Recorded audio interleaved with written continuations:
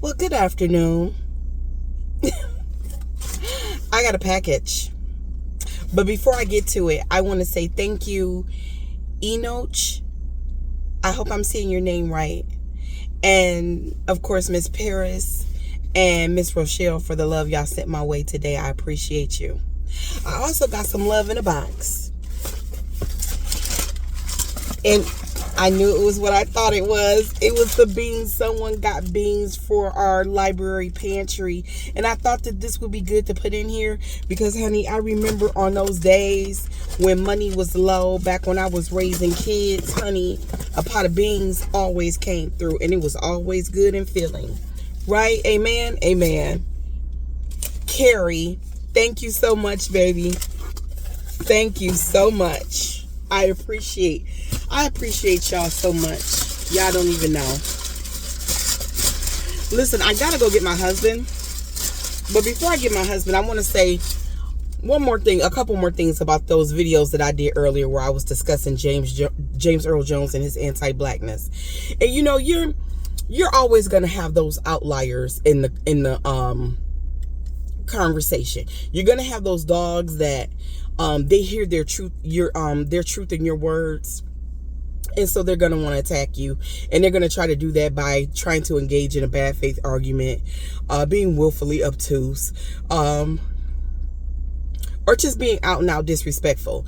And then too, you're going to have, because I had one black woman that I thank God it was only one black woman as far as I know, that also you have these black women, listen, that they will try to gather up other black women for the benefit of the patriarchy because they are happy with where they are cast.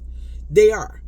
And what these types of black people don't understand and don't realize is that not all of us are happy with playing our role and playing our part.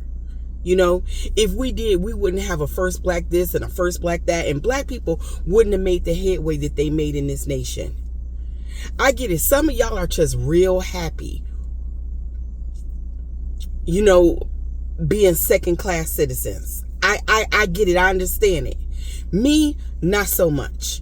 And it's just crazy to me how, and when I say what I mean by being willfully obtuse, it's crazy to me how y'all seem to understand anti-blackness when it's white people who are being anti-black, or Asian people who are being anti-black, or brown Latino people who are being anti-black. But when it's black people being anti-black and a black person points that out, y'all got an issue with that. Either anti-blackness is harmful or it's not. If anti-blackness towards a black man towards a black woman, or a black woman towards another black woman, or a black woman towards a black man, anti-blackness is harmful, or whether it's coming from the white community, or we get to have conversations about anti-blackness in our own community. They deserve dialogue. We have to discuss that if we're going to do better as a community. And y'all, with y'all little hurt feelings, you don't want to be held accountable. No, what I'm not going to do is waste my time engaging in an argument with someone who, listen, if you can't understand this real simple thing, that what white people tend to do to black people with racism, the oppression, and you can't see that when we talk to them about racism and the way they attempt to shut us down and gaslight us and silence us so that they can have silent victims. But you don't understand that you're turning around doing the same thing with patriarchy and misogyny to me when you're trying to gaslight me, force me to have an argument, or that I'm not going to have with you. I'm never going to have an argument with you. I'm going to say what I got to say and I'm going to move on from it. And if you disrespectful in my comments, I'm going to block you. That's what the block button is for. It's to get rid of problematic people. That's literally what it's for. People who are problematic to your platform, you no longer have to deal with them anymore. I love the block button. I don't owe you engagement. I don't owe you a conversation. I don't owe you answers to your ridiculous questions. I don't owe you nothing. I don't owe you anything. So black women, we get to talk about racism, but we don't get to talk about misogyny. We get to talk about anti-blackness, as long as we're talking about the anti-blackness in the white community, we can't talk about the anti-blackness in our community. We get to have these conversations and saying, and I'm not putting down a man, it's like after he's dead, oh, y'all want to comfort him. These are conversations that went on about James Earl Jones. They've been going on. They've been circulating because the videos and the articles in his own words have been out there. And these are conversations that we have to have.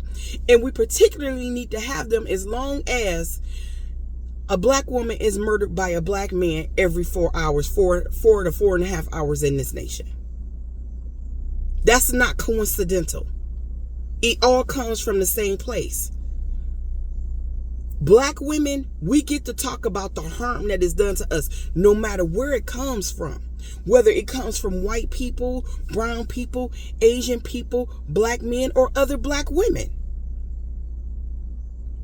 You are not liking the truth and trying to hush me up because you don't like the truth. Because you're not comfortable with accountability.